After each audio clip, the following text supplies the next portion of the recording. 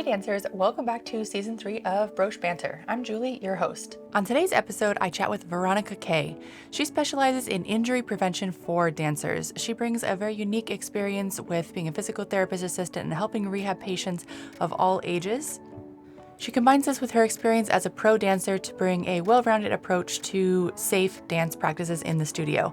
She's recently launched an instructor training program, so if you are an instructor and you want to get some more information about how to successfully and safely cross-train your dancers, her new program is out now. And I hope you enjoy the episode with Veronica K.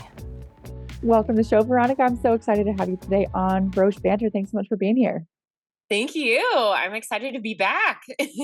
So, Veronica, you work a lot with dancers on injury prevention and on keeping them safe and healthy as they're dancing. I know this is a huge kind of life's passion for you, starting with physical therapy and also your own experiences in dance. Talk a little about your background and what got you into it. Yeah. So when I was a kid growing up, I always thought I had a body that was not an actual dancer's body because I wasn't actually sure how to use my hypermobility. I got injured a lot. I rolled my ankles because I was hypermobile. So I didn't have the adequate strengthening. And because I didn't have a lot of strength, my body started to react in ways that it wanted to stabilize it. So I tightened up in different parts of my body. So I wasn't even really aware that I had hypermobility or had all of these things going on with my body when I was a kid. And I just thought, I just don't have a dancer's body. Um, and then later on down the road, because of me not knowing my body or because of me not being educated on how to work with my body, because let's face it, if your teacher has certain strengths and they don't have a body that's very similar to yours, and they don't have that background education, they may not be able to communicate with you, despite their best efforts, how to train you to use your body to your advantage and to keep you healthy. So, growing up, I got injured a lot. Went to college, finally started working with one of my lifelong very wonderful instructors, Kara. She just really changed the way I thought about dance, and she started to integrate a lot of cross training and strength training into her classrooms. And I was kind of taken back by it because at first I thought, whoa, this is weird. Like, why is she doing strength training and we're in ballet class? Like, I don't understand. And I personally didn't. It was kind of a shock to me. But then I realized how strong my body got. And then fast forward to dancing professionally and again having a lot of like problems and injuries and overuse. And as I signed off the cruise ship and I was done with my contract, I decided that I was really burnout and I wanted to help people avoid the pitfalls that I had fallen into myself. I remember a few times on the cruise ship because I geeked out over anatomy and all of the science stuff. Even before I went back to school for physical therapy, I was looking for more to chew on as far as like, how can I help myself? How can I help others? And I was always the person that my friends would go to and they're like, what should I do for my, XYZ? And I was like, oh, I want to, this is fun. I like this. I'm going to help you. And so then I went back to school for physical therapy and I ended up practicing in a hospital, in skilled nursing, in sports medicine, in outpatient. I mean, I practiced in literally every setting. I was very, very fortunate that I have gotten experience in every setting there is, because not every therapist can say that they have had experience in every setting. So I've not only gotten experience in every single setting of physical therapy that there are, but I've also have that dance experience professionally, where I've danced professionally ballet and jazz, musical theater. And I, also then even further down the road decided I was going to go back and get my license as a personal trainer so that I could say I was a dance personal trainer. Mm-hmm. So a lot of stuff happening in my life, lots of different roads that I went down, ending up where I am now, creating the Veronica K method of training dancers. hmm And it's so interesting coming from the background of getting to work with so many people in physical therapy, because you can really start to see the trajectory of somebody's healing and growth at all ages, which is something that if you're used to only teaching children or seeing people for Right. a short period of time, you don't get a chance to actually see the trajectory of growth for somebody who's in their later ages or in the adult ages. So Right. that's a very unique, it's a very unique perspective for us who work with only adults to see the trajectory of an adult body change and grow and actually see progress. Absolutely. And that's a wonderful point that you just made, because in all those different settings, you do see, I saw so much between disability and mental illness to, traumatic injuries that people would have accidents. I mean, I saw somebody who got hit with a tractor and run over and had to work with that person. I mean, these are things Yeah. that, I saw just about everything that you could think of, especially in the nursing homes and hospitals. Mhm. And to have, in a greater sense, I had patients in the nursing home and the hospital who passed away. I would work with them up to that point. Yeah. So there's a lot of stuff that has happened in my life that I've seen. um, I feel like I just got kind of, as a physical therapist assistant, I got shot in the face with a fire hydrant because it's just like so much at once. And to take all of that, especially the stroke neuro education that I learned, all of the stroke rehab stuff, so much of it applies to getting dancers to transition and balance and, Mhm. find their movement in space. And that's, you have to think about these things when you're working with dancers, because you can't just say, like, you're an adult ballet coach, you are an adult ballet instructor. And to jump on board and be ignorant of the fact that, like, there are other comorbidities that may be playing into working with these adults, especially if you're working with the 65 and over crowd. You've got a lot of other things going on. This person, let's say somebody has great goals that they're like, I want to be on point and all the boxes are checked, but they have diabetic neuropathy. Not a great fit for point shoes, because they're not probably going to be able to feel their feet as well as somebody who doesn't have this going on. Right. There are so many things that you have to consider, which is why I'm so shocked and so shook that there are no governing bodies over dance instructor education, because not only are we dealing with our elderly, our adult populations, our developing teenagers who are going through puberty, our children who are literally, their bones are forming, their posture is forming, everything is starting in their life. You've got adults that are, who have been pregnant, or maybe they're postpartum, or there are so many variables in life that you have to think about when you're constructing your ballet class. And for Yeah. you to just walk in the door as a ballet instructor and say everyone's going to look the same, everybody's going to be the same, we're going to all be held to the same expectation, it's wrong.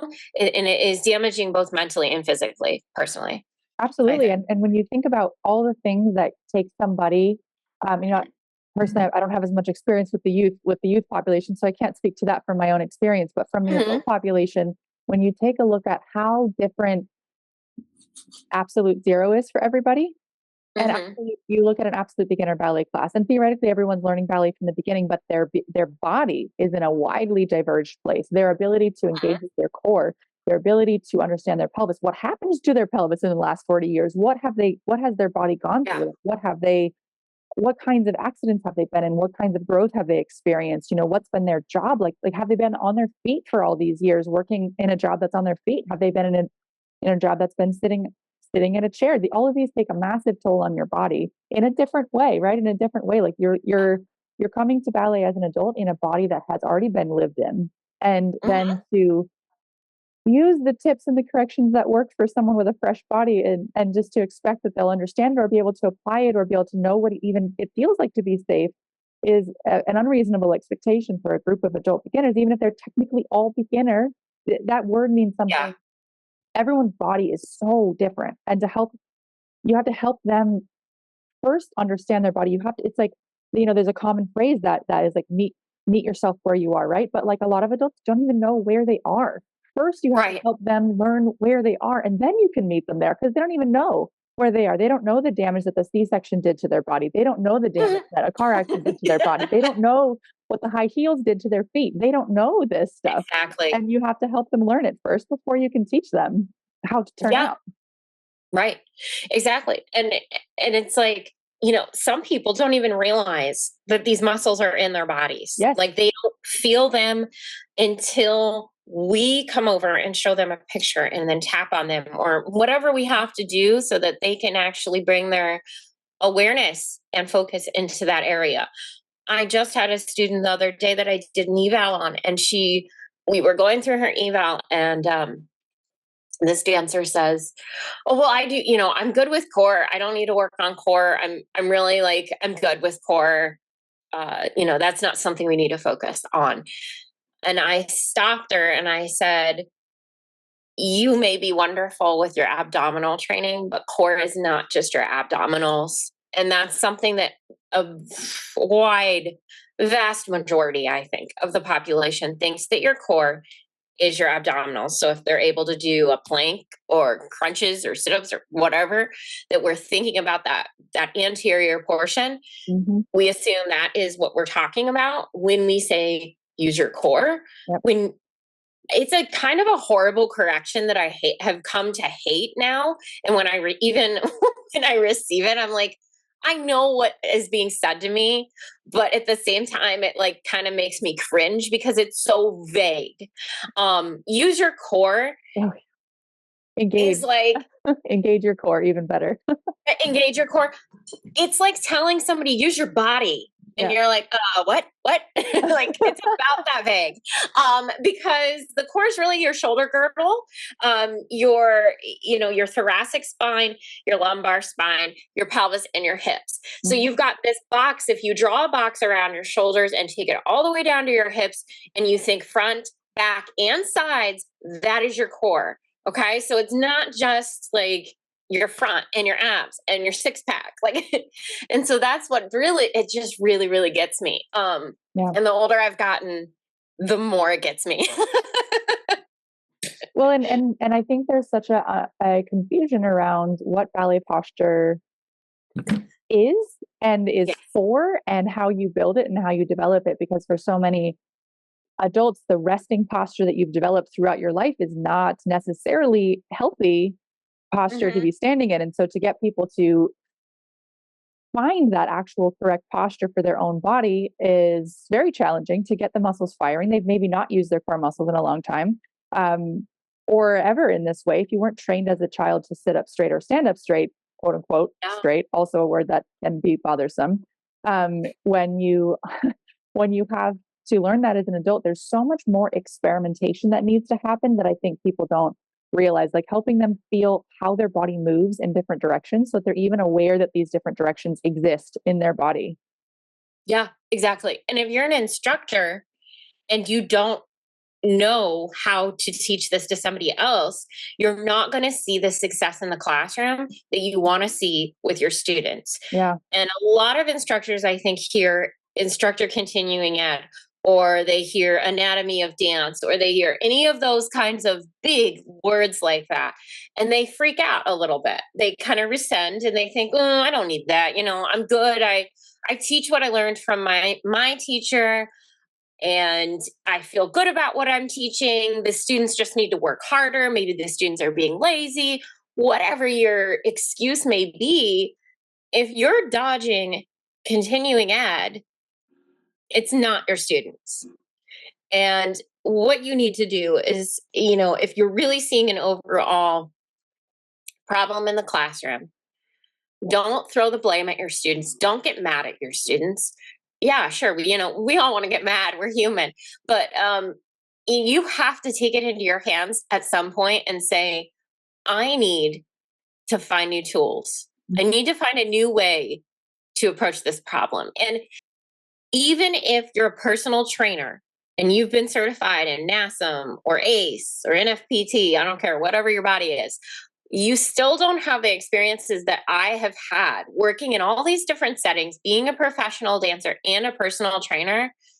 I still have something that I can give to you to change your perspective on your training. If you're working with dancers as a personal trainer and you feel like things are just not working the right way for you yet. Mm-hmm. If you're in a governing body like the Ohio Physical Therapy Board or NFPT or ACE or NASM, you are also required to do continuing education courses.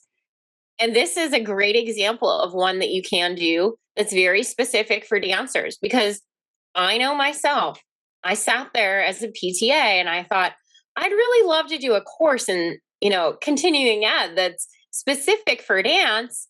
There's nothing. Mm-hmm. So right now, I'm actually in the process of pitching to the Ohio board to accredit my CEU so that, those of you who are professionals in the field of therapy, training, whatever, dance, you can take this course and you can get your CEUs for the year, so that you don't have to, spend it out of your own pocket. You can write it off on your taxes. And dance teachers can do this too. You have to think strategically. Like, a lot of us think, oh, well, I don't want to spend that money on myself, but it's not yourself. You're spending it on your studio. You can write it off. You're spending it on your resume boost. You're spending it on your education. And you're spending it for your students. Like, it's not for yourself. And I've talked to so many teachers lately who are like, I just don't want to spend that money on myself. Well, I'm sorry. Like, you need to invest in yourself. you know?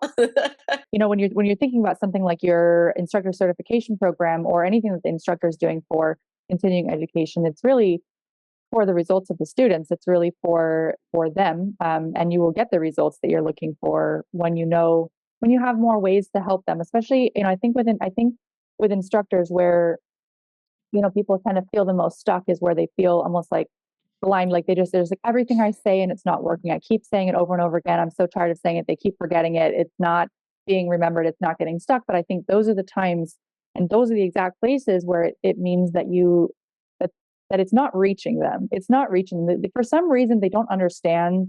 They don't understand what you want them to do, or it's not working for them, or there's some mismatch there between what you're saying and what they're perceiving. And it's like the continuing education work to me is always about bridging the gap between what I'm saying and what they're hearing, and like helping bridge the gap between what I'm trying to get them to do and what I'm perceiving that they're doing, because we're clearly on different playing fields here. We're doing different things. I'm asking for one thing, they think I'm asking for another, and we need to communicate better. To me, I see it as bridging the gap of communication between me and my students. Perception is huge, because I've had so many students come to me and say their instructors are, they get mad at them because they don't understand. They've not seen a change in extensions or feet or turnout or pirouettes, whatever the thing is that is the thing. They come to me and they express how their instructors are, getting upset, and they become emotional about it.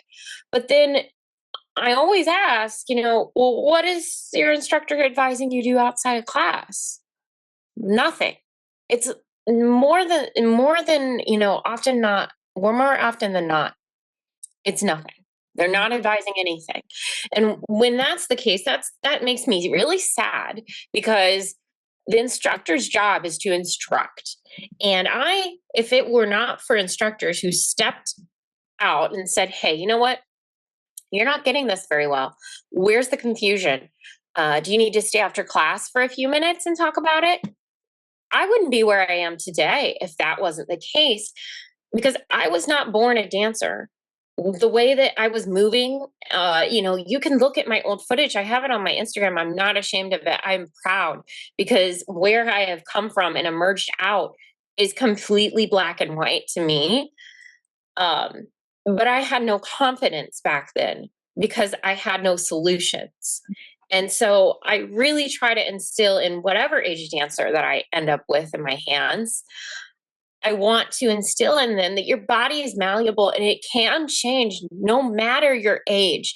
I've seen people in nursing homes lying in bed, deconditioned to the point where they cannot get out to use their own toilet. And I have worked with them to the point where they can then move, get up, out of bed, use their walker, transition to a toilet, and use it functionally. And while those are not goals that a dancer has, probably not, we have to think, we have to have perspective here to think, wow, there's somebody that is that deconditioned out there that can't do these things, but yeah, exercise and the right training can bring them back to the point where they can do something so simple as use a walker to get to the bathroom, right? We have to have perspective. There are so many things that we can have perspective about as instructors. And I think, once you bring that perspective, you're like, whoa, I guess that I just don't have the right tools. Right now, as we speak, they're outside on my deck, working on my deck. But if they are to take the wrong tools and go at it, are they going to get the right results? No. So why are we as dance instructors, why do we think that we are just going to innately have this ability to produce the best instructor, best students in the world without having any tools in our toolbox? If I were to take my knowledge that I passed down from my instructor that I had when I first started teaching and only did what she did, I am only a parrot. I am not my own version of myself either. So, think about that as well, people. You don't want to be just like a carbon copy. You want to be like, take the knowledge and then fuse it to merge everything together. I'm not saying that you need to become me either. I want everybody to take what I have to give and then merge it with everything else and make yourself a unique blend of what makes you your instructor. And so much of that, as you're saying, is like based on the circumstances that you as an instructor have come in contact with. So a person who has not had to train somebody with flat feet has a very different experience than somebody who has had to.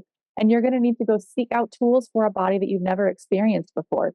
Because as your own teacher has not experienced the bodies that you're looking at and needing to deal with. And maybe you get a new body in class and you say, I don't know what to do with this.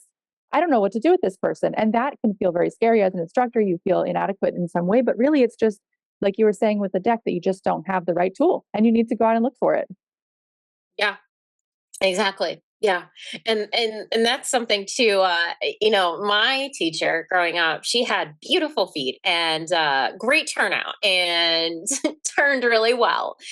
And none of those things came easy to me. So I think that when you're somebody who struggles with those things Yeah. and I just don't know how to get my foot to look like that. Well, maybe your foot's never going to look like that. I even said on my makeup, when I was doing one of my makeup tutorials, if you look at somebody else's eyes and you're thinking, oh my gosh, I want her eyeliner. I want to have the eyes just like hers. Well, guess what? Your eyes may be hooded and it may just never happen for you. Like that's not going to happen because you don't have that unique set of anatomy, bone structure, XYZ. There's so many things. You're not that person. You can take what you see from that person. And if you're like, wow, they have really wonderful feet, and think, I need to learn how to strengthen my feet, to get over my box more, to pull up in my legs more, to have more articulation when I roll through instead of dropping. All those things are great goals. Those are goals. Your goal should never be holding a picture in front of yourself and saying, that's what I want to be, because it is very highly unlikely that you can emulate that and become a clone. And that's frustrating.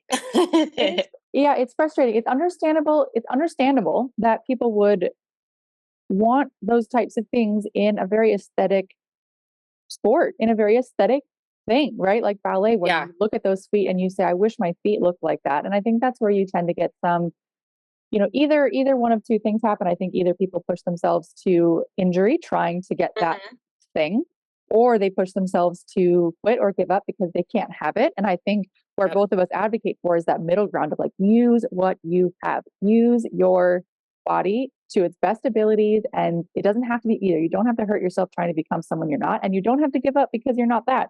There's a middle ground here in which you can work safely and effectively with the body that you have today to both improve and become your best version of what you have to work with. Yeah, And something that I actually recently started to do with my private lesson clients is using the goniometer, which I learned how to use as a physical therapist. And I will take goniometer measurements for their turnout at their hip, both passively and actively. So what that tells me is actively, it's going to show me what they're able to hold in their hips at that very day in the first day of evaluation. And then passively, it's going to give me a little bit of insight into what kind of potential are we looking at as far as, what's their passive range of motion? What could they maybe, do they have any bony blocks? What's going on?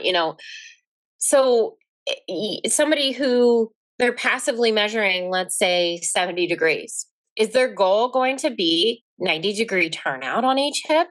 Absolutely not. Because if they're passively measuring at 70 degrees, then we know that they're not anatomically doing a 90-degree turnout is probably not going to be appropriate for them. So the goal, let's say, they're actively measuring at 50 today and they're passively measuring at 70 on the evaluation. Then our goal would probably be to work up to 70 degrees of active rotation at the hip. That would be my goal, not 90. So everybody's going to be different. Everyone's rotation is going to be different.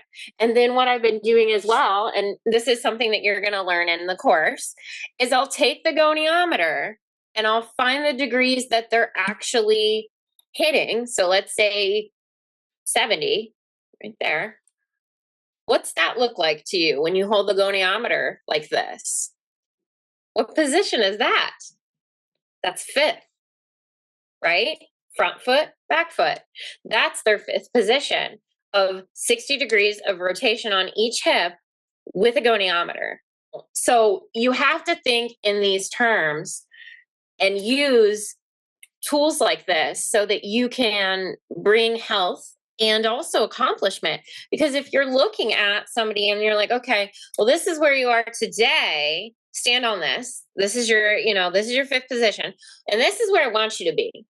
And so, but no one, barely anybody is going to get a fifth position that's like this. That's absolute insanity, it's that flat picture in the old school books. I would just love to erase that from everyone's minds. It's horrible, but I just think back to my Giacchetti book of way back when, and those black and white pictures that they're illustrating. It's not even humans, it's illustrations. Yeah. And then people are holding themselves up to, that illustration from 1822. Let's all do that. I don't know. That's really not the year, but, I'm just being stupid, but. Yeah, right. That's a great point too. Hold yourself to a drawing of a cartoon. That would be like looking, watching the movie The Incredibles and thinking your body should look like any of these superhero cartoons and then faulting yourself for not looking like that. Or the Barbie syndrome. I don't look like Barbie, so yeah. My feet aren't locked into demi point all the time. Unfortunately, yeah. I mean, unfortunately, we're all humans, so we're susceptible to that type of comparison. But I think there's a couple of key points that you're hitting here, which is to have reasonable goals. The goal setting process is very important to getting the right results. It's important to put on your detective hat and figure out what's going on so that you can figure out what's actually reasonable and what's the plan to get there. Yep. Absolutely. And something that I actually dive into in the instructor course is how to goal set with your classes. Mm-hmm. And also to get that reading of perceived exertion as well, because you have to check in with your classes.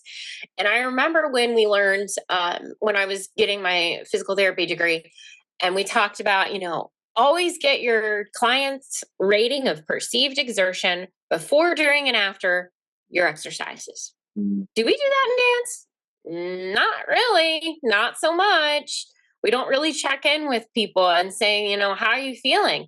And then, when we do hear complaints or we do hear voices of pushback, we take it as an attack.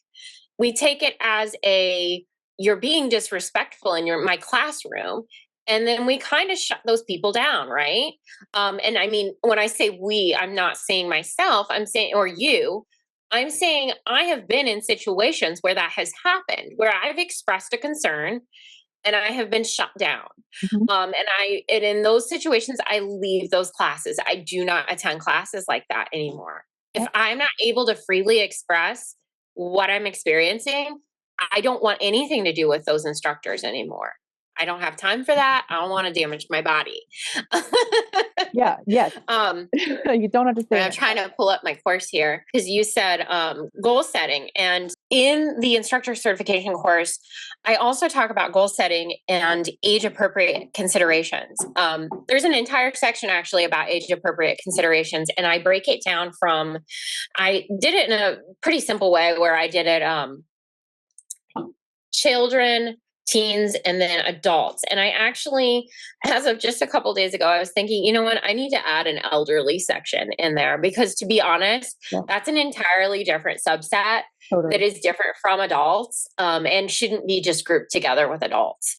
But with goal setting, it has to be age appropriate. You're not going to give it a 5-year-old who you're cross training. Yes, you can cross train a 5-year-old. It may be hard with their attention, but you may you may hate yourself after. But you cannot give a 5-year-old the same goal that you're giving a 16-year-old. And when I see, as a mother, and when I see 5-year-olds and 6-year-olds on social media doing things that are expected of an adult, it makes me sad for that child because their childhood is going away from them and they're being rushed into adulthood way too fast, which is an entirely different topic that I don't want to get into right now because that's, off topic. But Mhm. teens, adults, kids, elderly, you're going to give them different goals. And if you do not understand the kinesiology and physiology and anatomy and science principles and all of these things that come together, and it may feel really overwhelming right now for you, you are not going to be able to prescribe exercises and give goals that are appropriate for that dancer. And you're prescribing exercises, whether you're doing it as a group and you're saying, hey, we're going to take a second, everybody, and we're just going to work on some visual tracking stuff because I'm seeing everybody is really struggling with their spotting today. You're prescribing an exercise for a deficit that you're seeing in your class as a whole. And when we start integrating things like that more into the ballet classroom or dance classroom, whether you're jazz, ballet, modern, whatever, you're going to start to see some monumental growth with your students. And it's going to be really customized to what your students need because you're thinking of those things like age and goals and exertion and, all of these things. Even starting point, like you were saying with the measuring of Right. the hips. Yeah, starting point. Figuring out, take a day at the beginning of your season if you're a studio. Take a day and teach everybody how to use their goniometers. Bring their parents or their guardians in. Mhm. Teach their parents how to use the goniometers so they can see visual progress with their students. Numbers are such an objective way of measuring, then it is so much easier for the parents, the students, yourself to see, hey, we started the season this group of 10 girls had less than 40 degrees of turnout and now they're all beyond 60 or something, and you can brag about that. That's bragging rights for your studio there. You can say, hey, I turned, or your resume. I worked with dancers in the Veronica K method, 2024 fall season, and I brought level 3 ballet as a group. They were all able to achieve over than, or greater than 70 degrees of external rotation at the hip with active turnout. These are things that people need to be thinking of when you're writing your resume. That shows a lot of commitment to your lifelong learning. It's impressive as a teacher to say that, you're bringing these students up and they're safely able to hold what is theirs in their hips. I think that could really revolutionize ballet and make people a lot more comfortable and not hate fifth position as much. Yeah, it doesn't need to be hated. It's a tool like everything else. That's a place to work and a position for strengthening. It doesn't have to be a torture location that you go to be in pain or to rip your knees or to roll your ankles or anything like that. It's truly meant to be useful. When you know how to use it, it's truly meant to be a useful place. And I think there's so many things that you're talking about with the goals and with the age appropriate thing where I find, to be concerning when, for example, a ballet company will just open up a adult class in the evening and have one of their company members pop in and Mhm. give a class where, I had an email from a lady the other day, she's in her 50s, and one of the male dancers at the company was just told to, give class in the evening, and he gave a Grand Allegro pass as you would in a company class. And she went in Mhm. there and didn't know too much about what she was doing, and she just tried the Grand Allegro pass and hurt her back trying to land from a big jump. And it's like a 21-year-old company member at the peak of their career giving a class as they would receive in the company to these people who are maybe of similar age peer wise, but not of similar level of training or of physicality. And it makes perfect sense that that's what they would give for a class, because to them that's what a class is. But if you need to be trained, you need to be trained in what is appropriate for the people in front of you in this moment of time, on this day, in this location, where you're not just giving what your teachers gave you, like you were saying earlier, but like you're really giving what the people need who are in the room with you. And that it's like she didn't know that that was not appropriate for her to do, because she's just following the teacher, and the teacher is just following what their classes Right. are. And so I find that to And, be super tough. and again, checking in with that perceived exertion. Mhm. What's going on in the room right now? Yeah. Right? Take 5 seconds to stop just being on display as a teacher and look at your students and say, hey guys, um, who knows what this is? Raise your hands. Uh, who needs some more help? Who thinks this is hard? Easy, whatever. Get the read of the room. It doesn't take that much effort or time. And you can still control the classroom. I know that I've heard people say, and object, saying, oh, well, if you ask these things to kids, they're just going to go on and on and on and on and on. Sure, but you need to know how to shut them down in a nice way and redirect their attention. They're children, like you can open the floor to them, but you have to have control of the classroom too. It's not like, once you ask them one thing, your whole class is ruined. But yeah, and I feel bad for your student, because I've been in similar situations, and it's Yeah. just the whole pitfall of, if you're a great dancer, you're a great dancer, but you're not necessarily automatically a great instructor. I don't think And anyone's automatically a great instructor, no, which is why no, I am excited to talk about your course and so much about it, because I don't think anybody is an automatically great instructor. Nobody. How can you know? How can you naturally, quote unquote, walk into a room of 30 people you've never met before with 30 anatomies that you've never seen before and be expected just naturally to know what to do for them? I mean, that's unreasonable to expect that of yourself. Just because you know how to no. deal with your own body doesn't mean you know how to deal with everybody else's bodies. Yeah. Well, I think too, I don't know about you, but because I performed, I remember being at a phase in my teaching where, when I was performing a lot and I'd go in and teach on my spare time, it would almost feel like I was putting on a performance, and I would just kind of expect people to follow me and Mm. aesthetically assimilate to what I was doing. Mm. And it wasn't really instruction, to be perfectly honest. And I think that a lot of performers do this, where they go in, they look so gorgeous, and then you're like, whoa. And they're not really instructing. They just want you to follow the leader. And that's what it is. And then there's a very lack of learning. Um, and that's just not the way that, things should be in the dance world. And you said nobody is born as an instructor. That is so true. I look back at my Instagram. I look back at old recordings. I think back at what I used to do, and I think, oh, whoa, yeah, no, no, no. Why did I do that? Yeah. And then I'm like, that's not right. I would never do that now, because you keep learning every day. And if you're Yeah. somebody who's like, well, you know what? I just don't have the time for that. I'm too busy choreographing and doing this and this and this and this.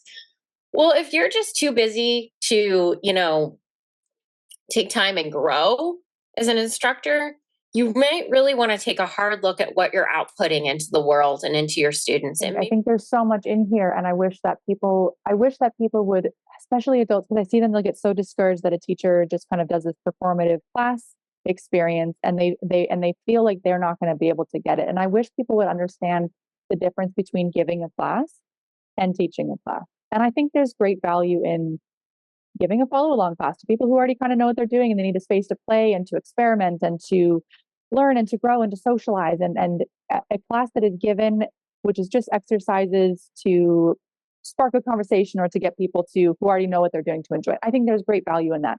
But if you are trying to learn a new thing and you are trying to change your technique and you're trying to improve and make progress, you need someone who's teaching a class, which is a very different look than giving a class.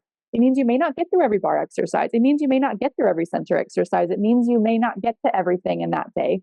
It means that you might rotate through different things and you might focus in on one thing for an entire 90-minute class. It means that you may not get a quote unquote full bar. It means you may not leave drenched in sweat because you did 5 ground allegro passes. It means, a class that is being taught is very different than just giving a bar or giving a full class. And to me, I feel those are two separate things. And I think just because people don't know what it looks like to be in a class where you're breaking things down and focusing and peeling it apart, I think people think that you have to be in a full class that goes boom, boom, boom, boom, boom without any pauses in order for it to be like quote unquote real ballet.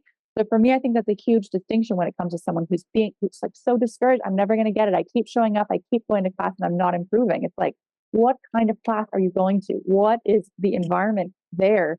What modifications are being given? What experimenting is happening? Like, are you just dancing with people? Which, like I said, there's great value in that. But if that's not what you're trying to do, then it can be very frustrating. I don't know where you sit on this, Veronica, and I'm curious to hear your thoughts on that distinction that I have in my own mind. Like, I'm curious to hear what you think and have to add to that.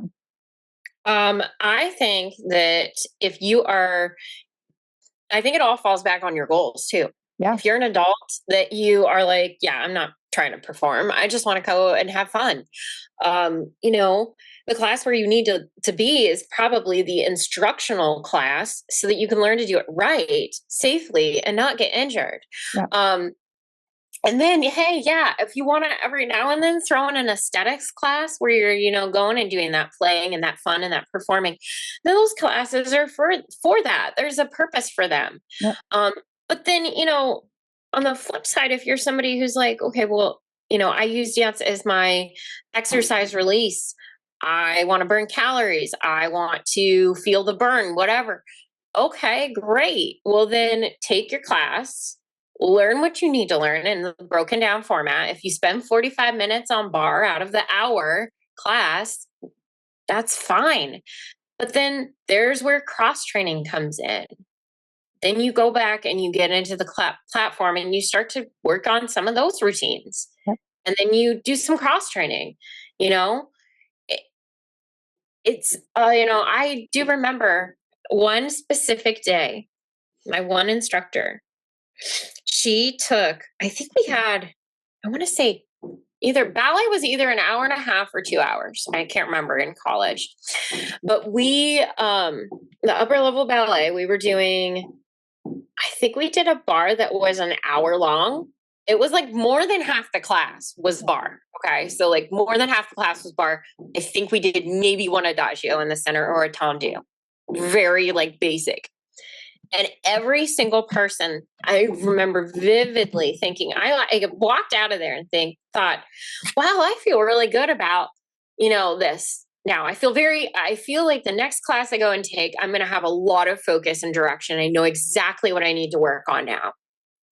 And I remember every single other person around me was like, I can't believe she just spent that much time at bar.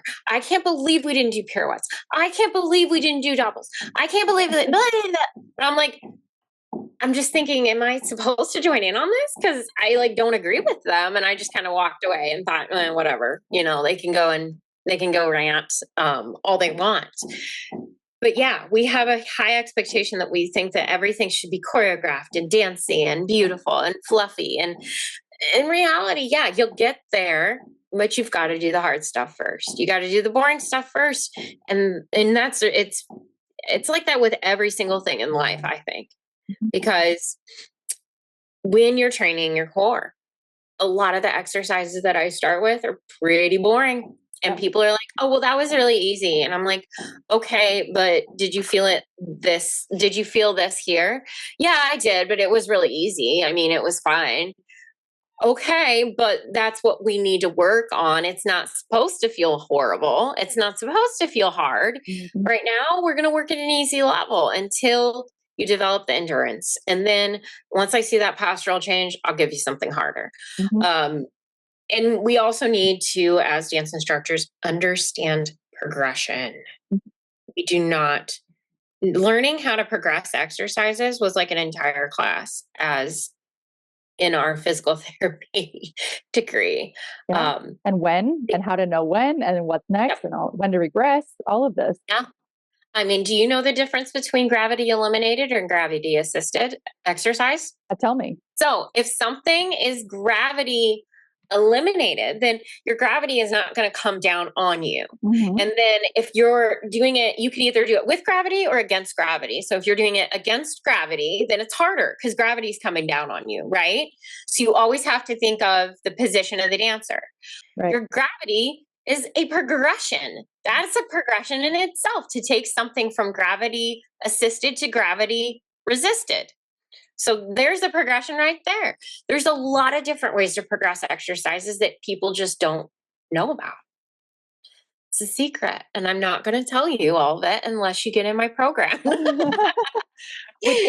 Now it's a great time. You do in cohorts right now. At the time of the recording of this podcast, cohorts come in to really learn and focus in together.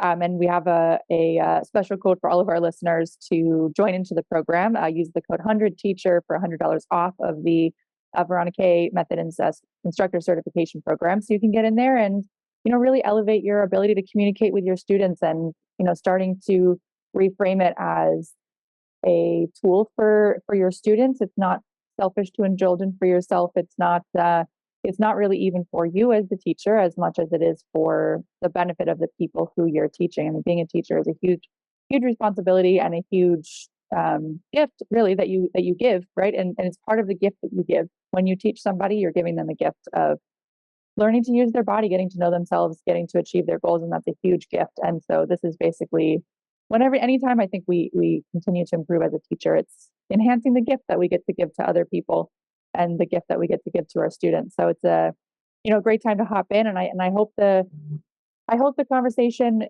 that we've had together gives people and instructors the ability to kind of take down the walls and the fear around feeling stuck with certain students, or feeling like it's your fault that you can't help them, or feeling like it's their fault that they're lazy, or whatever these things that are just a wall and they don't help you move through it.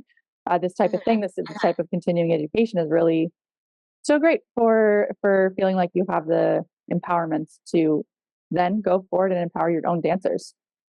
Yeah, absolutely. And this program makes it accessible to everyone internationally. That you don't have to go back to college necessarily to get this information anymore. I have lots of student loans, but you don't have to have it. You don't have to have those student loans. So, and I think that a lot of people do get scared because continuing education can be a little scary. You're like, well, can I complete everything? Am I going to pass the tests? You may get nervous about this, but I promise you that I'm breaking it down in a digestible way that is not like you sitting down alone in a room with a textbook with lots of medical terminology that you have no idea what's happening. I'm going to break it down for you in a digestible way that you can say, okay, that's directly how it's going to apply to dance. That's how I'm going to see this in real life. And within each cohort, there's only going to be 10 people that are accepted into each cohort because I want to work intensely with those 10 people and make sure they understand everything, that it's clear that we can have communication. And so that is why I'm capping at 10. And so, if you are somebody who's serious about this, and there will be subsequent cohorts that you can join if you miss out on this first round and you want to join still. I'm really glad we had the conversation, Veronica. Thanks so much for coming. I'll have all of your socials linked in the show notes. Definitely a great follow and lots of practical tips and great things to bust the myths and help people continue to change the viewpoint in dance. So thanks again for your time, Veronica, and for sharing your expertise and passion with the audience and with all of dance. Thanks for having me, Julie. This was wonderful, and I could talk to you for hours. All right, dancers, that was the episode with Veronica K. I hope you enjoyed it. All of her social handles and her website are in the show notes if you'd like to stay in touch and to keep up to date with all of the tips and tricks that she shares. I'll be back in your ears next week with a very special episode and a very exciting announcement. So until next time, I wish you happy dancing.